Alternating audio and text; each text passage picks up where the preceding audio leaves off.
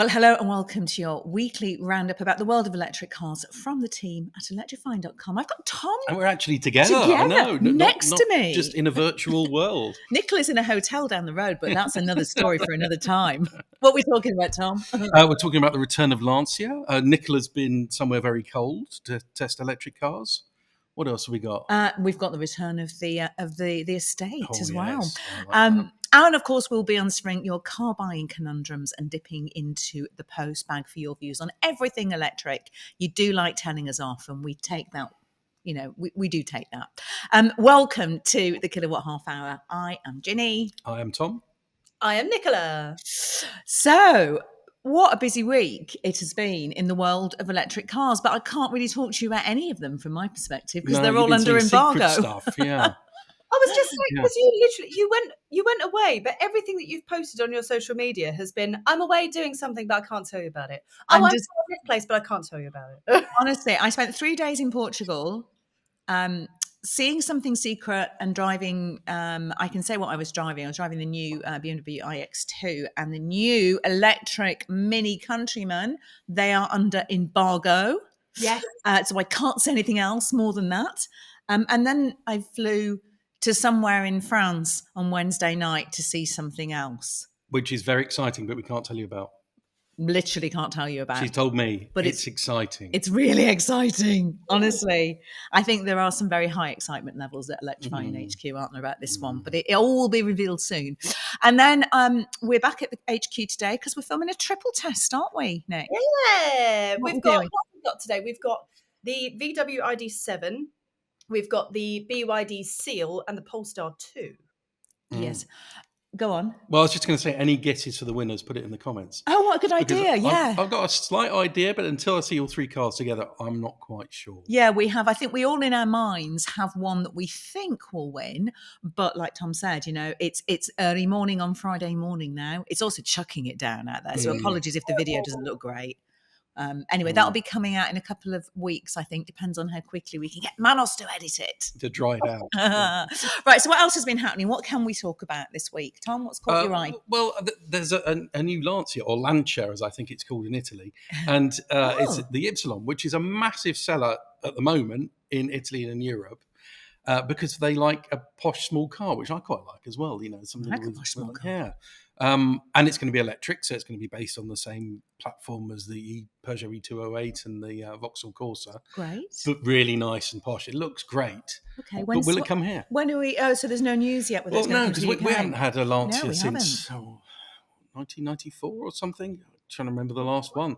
So, and they kind of I don't think I was. I don't know. I definitely wasn't working in the industry in 1994. I think a reputation. Were you born in 1994, Nicola? I was 6. Well, a reputation for rust killed Lancia, didn't it, in the UK? Yeah, so, are we ready for Lancia again? I mean, I would. It's yeah. Let us know what you think. I think Manos is going to put some drop a photograph. Are you looking at pictures of the Lancia on your phone now? So professional. I am, yeah. Nothing like a bit of prep. I thought she was like playing Wordle or something. I thought we just like we'd lost her already. We'd lost her to social. To be fair, even like that sort of vibe in the 90s is very sort of retro BMW.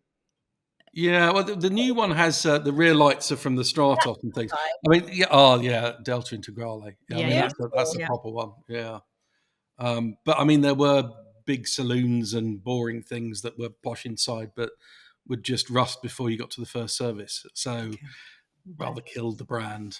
But maybe it's time again. Maybe it's time again. Do let us know in the comments below whether you think we need to start a campaign too. We did bring the spring, didn't we? Bring the spring, yeah. We did bring the spring. Do we want to have a campaign to bring Lancia to the UK? We'll have to think of a sexy hashtag if we do. So let us know in the comments below. Drop us an email. As always, if you are not watching on YouTube and you're listening through one of your podcast streamings. Oh, Nicola's got a hand up. Yes, Nick? I was going to say, if you can come up with a sexy hashtag, that would be great. You want to suggestions in the comment box. Yeah. Please do. So I've got a story for this week. I love estates. I really love an estate car. This is what, sorry? A long boy. A long boy. Oh, we were getting that one back again. Estate, or as Nicola Hume calls them, the long boy. I think it was met. Yeah, some people got that, some people didn't. So BMW are finally getting an electric touring to market. It is, of course, the BMW i5 Touring, which we have seen this week. I love that car. I love that car, but you have to be very rich. Yeah, well, it's very expensive. It really is. Isn't it more efficient than the saloon? I think it's a bit more aerodynamic or something. I think one of those weird things. Yeah, I think so. It's got. Let's just go through some of the stats. It's got an 81 kilowatt hour battery, 2 versions, an eDrive 40 with 348 miles of range. What, really? What, when that's fully loaded?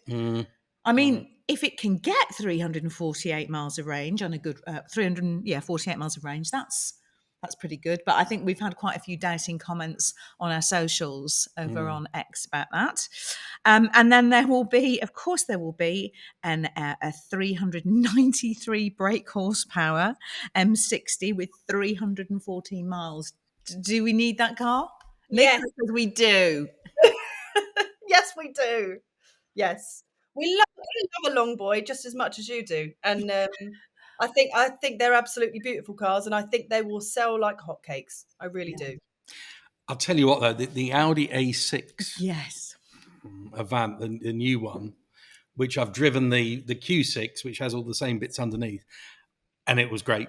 And I think that's going to be a real competitor for this. I think I'd rather have the Audi. I mean, we've only seen the concept, but just to look at, the Audi's a prettier car. It is. And for many, many years, the Audi RS6 was the car that I was just desperate to own. I mean, I love that car. I don't know what it is about estates. I just think they're a bit cooler than SUVs.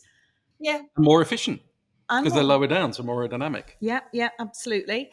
So that was my news. And Nicola, so you've been busy.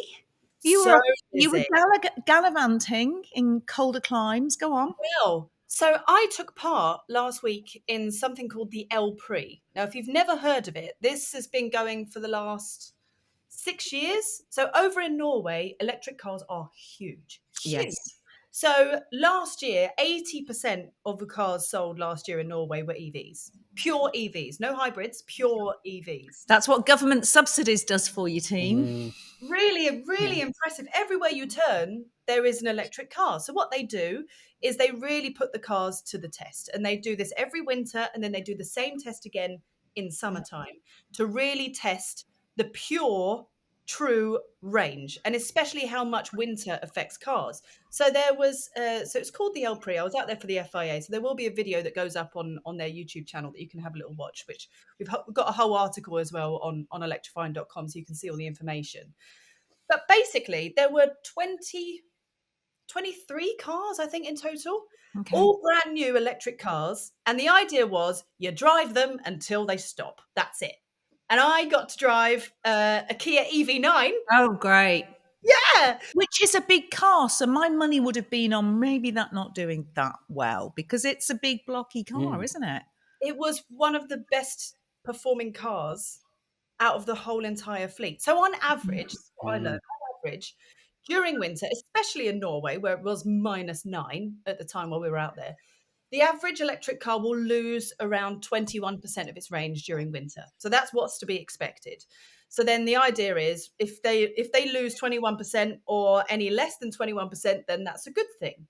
The Kia EV9 lost 12.5%, which is really, really good. But the most impressive car was the Hi-Fi, which we've spoken about on this podcast. Yeah, we have. Seeing one in person was bonkers. They are stupid looking cars. They're cars only a mother could love, I think is the phrase that springs to mind with the Hi-Fi. Like lights down the side where you can write some words. So the people that were driving that car wrote #winning down the side of the car and all that stuff.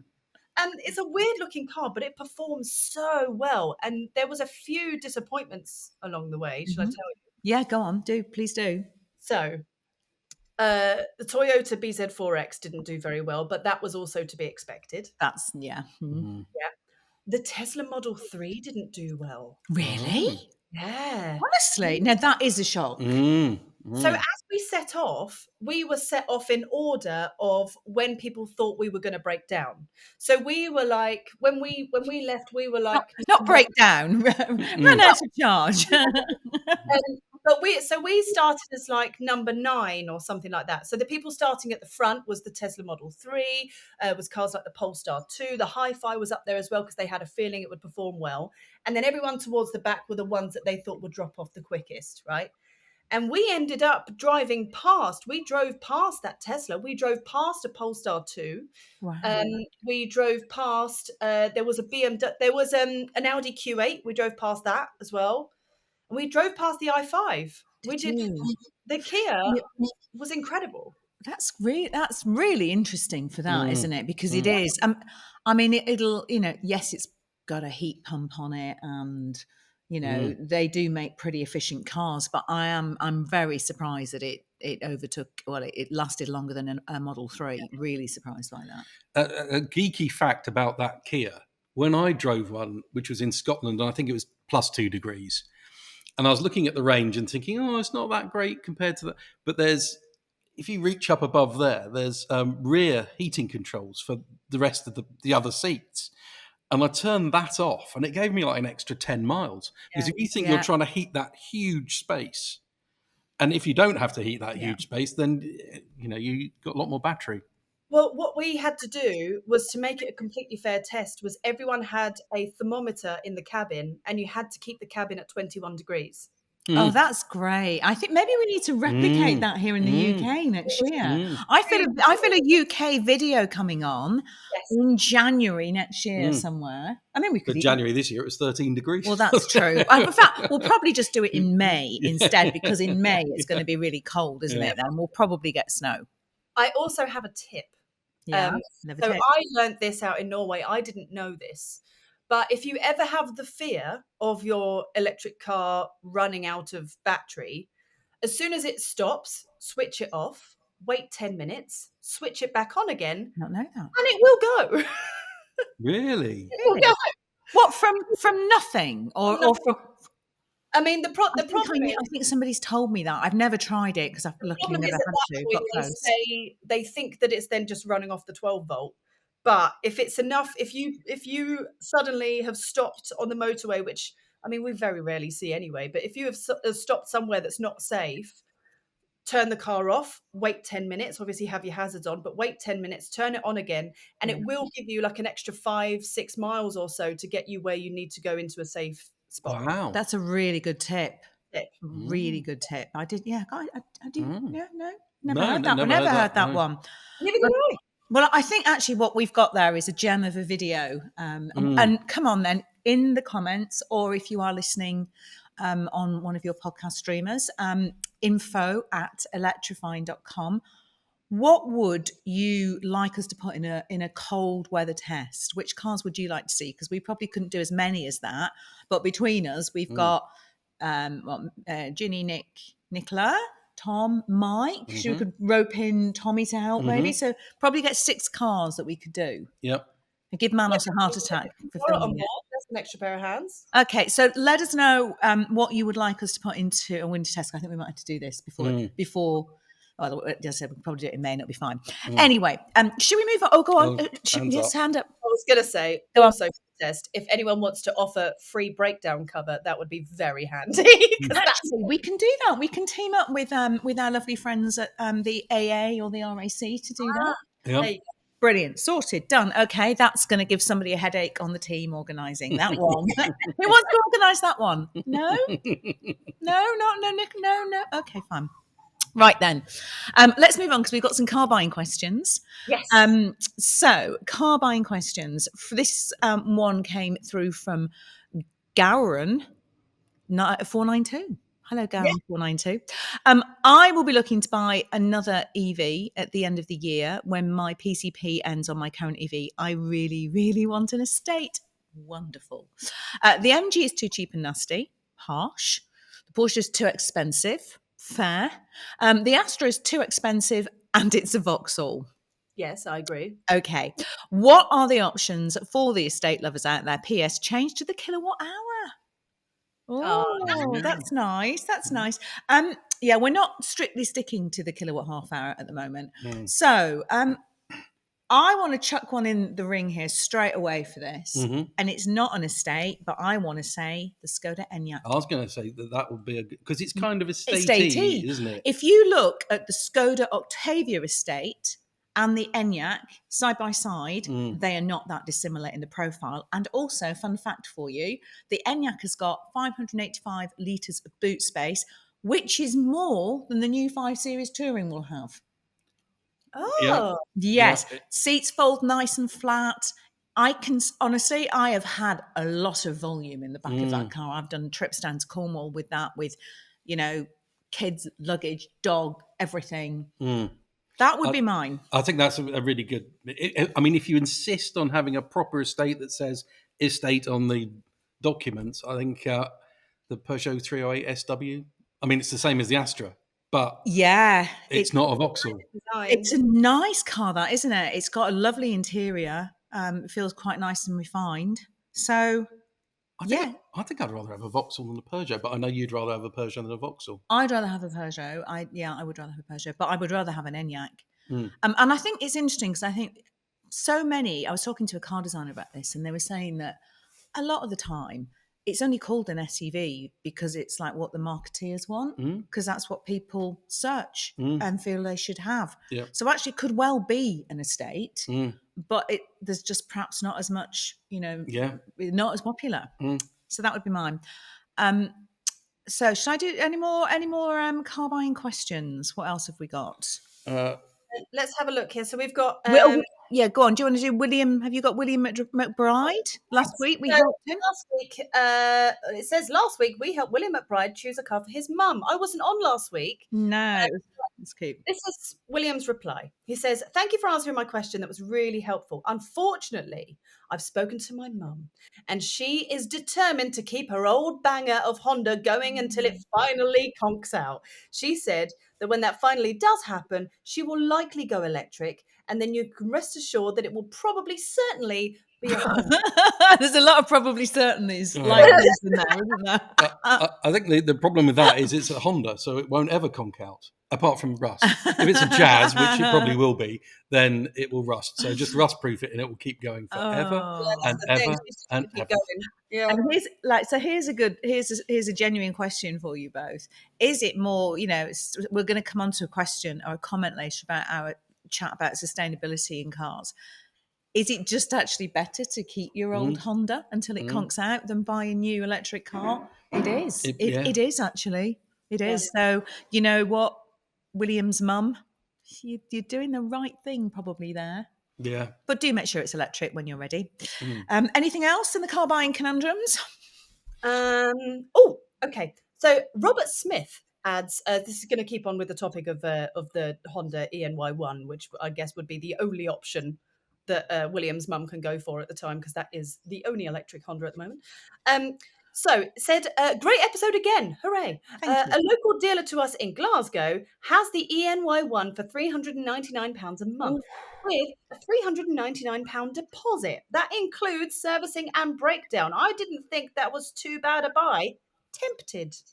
Tom, you are the car buying guru on the team. Is that too bad a buy? That's pretty good, actually. $399 a month. I mean, that's the same as some other things. I think you can currently get a Tesla Model Y for $399 a month, but you need a bigger deposit. So the deposit is the big thing. That's a really low deposit. And also, the Honda, it is expensive. It's an expensive car, but it does include 5 years servicing, 5 years breakdown cover, and 5 years something else, I think.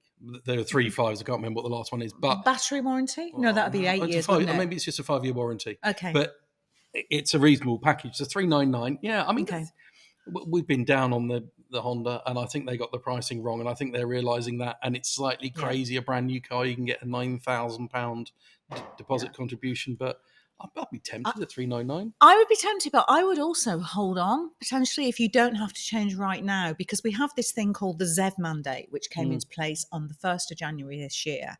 And Honda's UK boss, Rebecca Adamson, who is the UK boss, did a podcast recently with, I think it was Car Dealer, was it? Our friends over at Car Dealer, and said that she admitted that selling enough electric cars this year is going to be an issue. So the ZEV mandate basically says that this year, 22% of all the cars a manufacturer sells has to be electric. And if they don't meet those targets, they're going to be fined £15,000 per car. Or they can buy a credit from somebody like a Tesla or a Polestar who are selling loads of electric cars. So she's gone to say that's going to be a challenge. And I think as we get towards the back end of this year, as those brands which have not sold enough electric cars start to realise that, I think there's going to be some really interesting pricing out there. Yeah, there are. And also there's going to be this problem where they're not going to want to sell a cheap petrol car because it might cost them £15,000 in fines. Yeah. Okay, so that's your car buying conundrums. Please do keep them coming, either in the comments below at info@electrifying.com. We've had some quite interesting comments in this week, Nick, haven't we? What about on the subject of digital mirrors? Because that got a massive response in the post bag. So Stephen Muddle has said, big thumbs up for me from digital mirrors and screens. I'm a glasses wearer, because that was one of the things we were talking about. I love mine in the McGann, especially as the rear screen is quite small and I have no problems whatsoever with focal points. We've got Dermot, it's Dermot, isn't it? Dermot Hurley says, I am an Ioniq 5 driver like Mike with digital side mirrors, which are excellent. Digital rear view mirror, poor. I wear glasses and the digital rear view mirror isn't an issue. The problem is the camera gets covered in dirt, which it does, doesn't it? Yeah. And then equally, we had a lot of people out there who hate them. Mark Samways said, I know Tom hates them. Nicola hates them. I don't massively like them either. Mark Samway said, Genesis kindly loaned me a GV60 for a week in January. Nicola, that's one for you, Nick. Yeah, I love my GV60. I've got one as a long-termer. It goes back next month.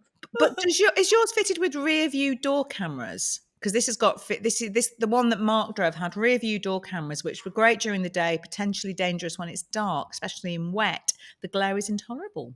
No, yours has got standard mirrors, hasn't it? I've got standard mirrors, but it does have like the indicator cameras, which no one ever uses because no one ever uses them on any Korean car at all. They're a nice gimmick, but no one ever uses them. Kev Wiltshire said, I wear varifocals and imagine I struggle to see the image in the mirror because the top part of my specs is for distance viewing. And Mike, not our Mike, who is off swanning around somewhere, said those mirror screens should be banned. It's not safe to switch focus from distance to a screen. It's basically using a mobile phone. I think that was a bit of a ref to the Polestar.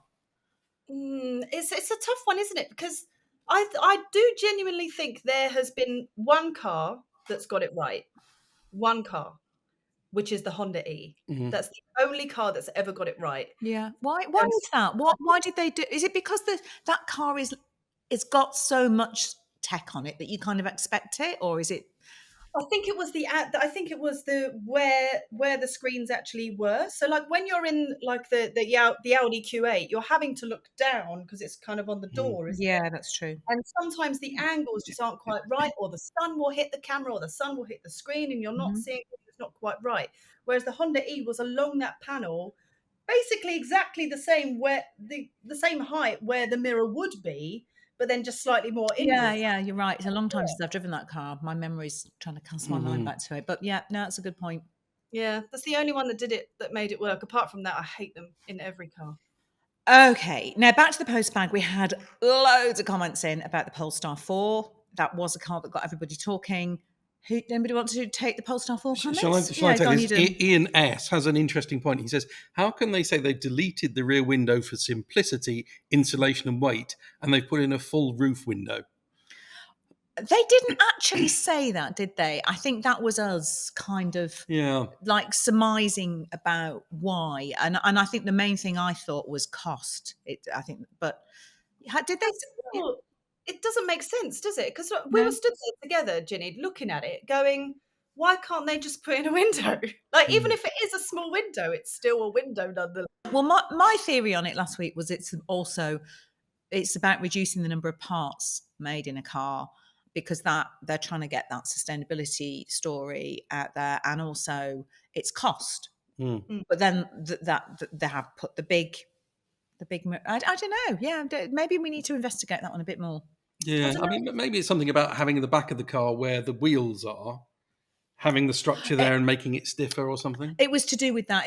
It allowed them to put more headroom in without having the extra, like you say, torsional rigidity. Torsional rigidity is the word I'm looking Yeah. at, to support a screen. So I think there's a lot of different factors. I was just kind of surmising a bit about, you know, whether cost and sustainability played into it as well. And I've been told off for that quite rightly, because yes, go on. Simon Holmes, yeah, he says, I take the sustainability stuff with a large grain of salt. Who is independently checking this stuff, or are you just believing the things they say? It's cheap PR that everyone repeats until it's believed. Okay. Who is independently checking this stuff? We are. We do that because about 2 years ago now, we sat around with a cuppa one morning and I was saying, who independently checks all this stuff? Let's do it. Let's make consumers aware of this. And we came up with something called Green Heroes. The Green Heroes. So tell our listeners what we do with Green Heroes. So we ask all the manufacturers what they're doing in the realm of manufacturing, really, to reduce their CO2 impact and their environmental impact. And then we independently check it. We've got a guy called Andy Palmer, who's a big industry figure who knows his onions when it comes to electric cars and manufacturing. And we also work with EY, who are the massive global consultants, management consultants, but who drill down into this stuff as well. So we get together in a darkened room with lots of coffee, and we go through the submissions. Yeah, and see what they're saying. And I mean, there are some interesting things, like, you know, that if you have lower CO2 on a petrol car, then you get a tax benefit.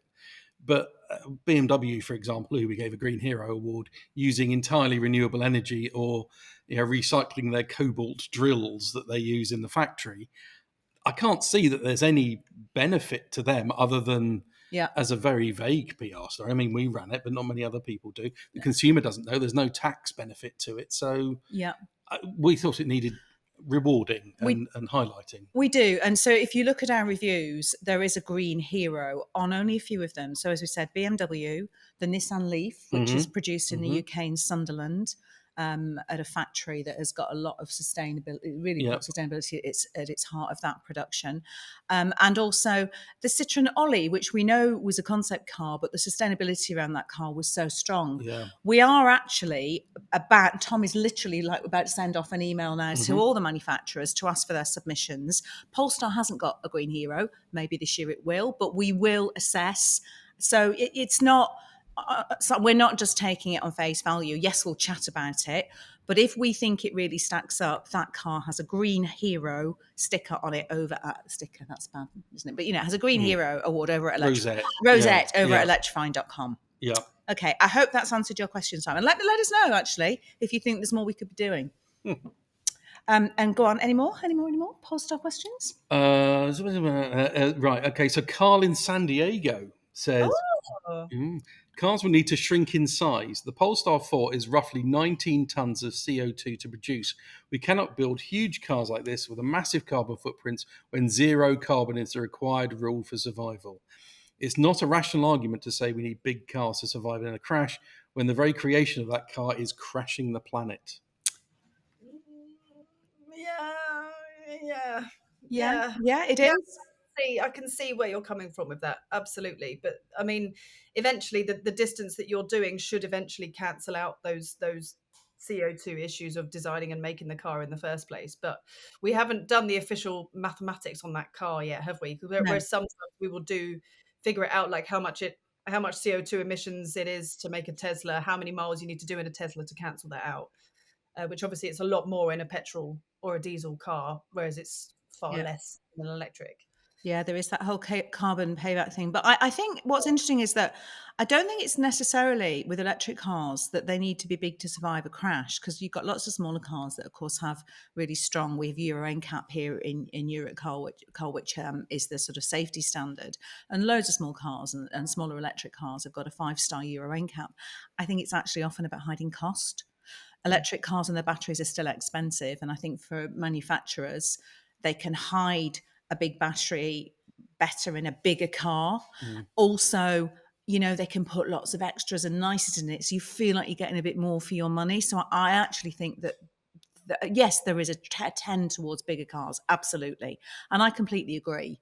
The car I'm most excited about coming that I can't talk about yet is a very small car. And it's the most exciting car I've seen in ages. So, I think he has a really valid point. He does. And I think that the Ollie, which we gave that award to, we're talking about it, that the Citroen Ollie just fundamentally rethinks the size and weight and how those cars are built to reduce its lifetime CO2 emissions and recyclability. But hello, San Diego. Do you know, I haven't been to San Diego. It's no, I know that coast of America quite well, and it is on my list of places that I want to go and visit. So I've got some very good friends that live there. So yeah, Carl's going to think you're inviting yourself over to them again. Sorry, Carl, I'm not. I've already done that with Kangaroo Island in Australia. It always just makes me think of Anchorman. San Diego, which means. If you've seen the film, you know what the quote is. I do. So who wants to take our general nonsense corrections and complaints? Right, ready? Yeah. Springbok says, there were right-hand drive Jeep Wagoneers built. Ooh. I remember them as a child in South Africa. A friend's mum had one. Oh, how lovely. I would love to get one of those shipped back from South Africa. Yeah. And then give it to someone like Electrogenics, who I love, who if you don't know them, look at them. They're an amazing company. They take classic cars and they do it here in the UK near Banbury, and they put electric motors and batteries into them and convert them to electric. I would love an electric Jeep Wagoneer. I mean, I'm not very up on my Jeep history. It's not my area of expertise, but I think there were some that they had a conversion that was literally, they had like a bicycle chain and a cog from one side to the other. And you would still... Oh, that's brilliant. Yeah, and they had to do them for Australia and things. So maybe it's a conversion like that. I don't know. Maybe they did make right-hand drive ones. Love that. This is from Chris Towson, who says, not sure why the eye rolls on ChatGPT integration. Natural speech is clearly the next step, rather than having to remember specific commands. Okay. Why did the eye rolls on that? I think we eye rolled on it because we can't get the current voice recognition to work on anything. And ChatGPT, I'm sure it will be the future, but I'm not sure if we need to ask our car the most famous painting done by Picasso, which is what was suggested in the Peugeot press conference. I don't know. Yeah, I think I was a bit more positive about it, because I could see the advantage of, say, being in a place you don't know and saying to the car, look, we're driving to Sunderland, for example, where's the best Chinese restaurant? Or, where's the best place to park near the city centre? I think, but I agree, it's got to work. Yeah. And anyway, okie doke. And this is a final rant from PHX Renegade, who says, please stop using the Postman Mike theme. It's childish, unprofessional, and it obviously makes Mike very uncomfortable. Love the show. Keep up the good work. Just lose the Mike theme. Yeah. I mean, we can be a bit childish and silly, but, maybe should we have a vote? Do we lose it? Do we keep it? Maybe we lose it. Maybe we lose it. Tom agrees. Mike agrees. Nicola's saying no. Okay. we'll see what happens the next time Mike is on. But as you know, you've got away with one episode of the Kilowatt half hour-ish without us doing that song. And at that point, I think we cut our losses and say thank you very much for listening. It really helps if you are listening on one of your podcast platforms, if you could follow us and like and share and do all of that stuff, because we want to get the word out to more people so we can make the podcast even better. And as always, if you are listening and watching on YouTube, please do like and subscribe to the channel, because we really appreciate that. And then you will know when all our latest podcasts and videos have landed. And on that note, goodbye. Yeah. Goodbye. See you next time. Bye. See you next time.